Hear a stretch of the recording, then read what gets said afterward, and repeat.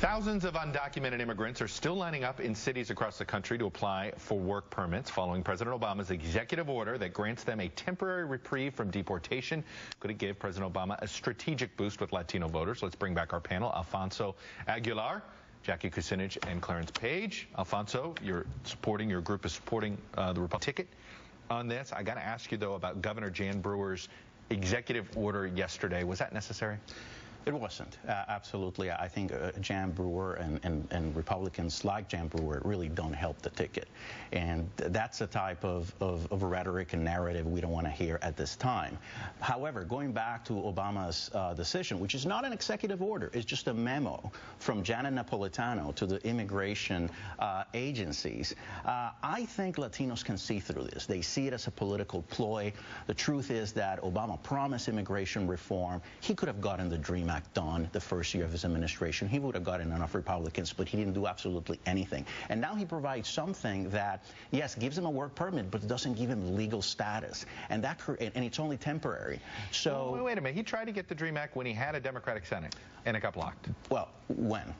During a I understand that, session. But he did try to do it at the end. So right, but telling Republicans, it ended up being he couldn't even find a handful of Republicans. But to be fair, he told Harry Reid told Republicans it's an up or down vote. You cannot introduce amendments. It was designed for Republicans to vote against it. Look, even Ryan, who actually has a great record on immigration, who has co-sponsored immigration bills that provide for legalizations like Axe jobs, voted during the lame duck in the House against that bill. It was a political ploy. They're using this issue exclusively for political purposes. I think Latino voters can see through that. Well, I think he's right. There's a political aspect to this.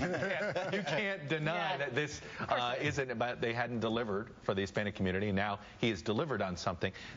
Seeing all those folks lining up on the streets, that I think tells you why the Obama campaign seems so confident that their Latino support is going to be higher than ever. I mean, well, look at this rally in Miami that Romney had recently. He didn't even mention any kind of Cuban issues, any Latino issues, nothing. So I just think there isn't anything there on the other side. Interesting what he brought up about Jan Brewer, that this doesn't help. And this has always been the problem Republicans have been fighting, is that there's one part of the party that rhetorically turns off a lot of Hispanics. Right.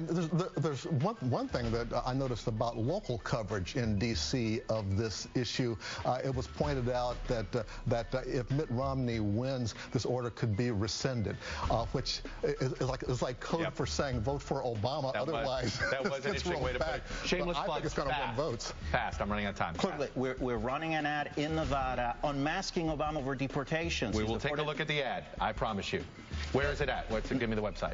In Nevada, YouTube. Just go to Obama Deporter in Chief. Okay. USA Today has a great Medicare guide today. Read it. It's great. As an Ohio grad, the last Delta Tau Delta member to run for vice president, Alvin Barkley. Wow. Well, how about that? Just so you know. Alvin Barkley, DTD.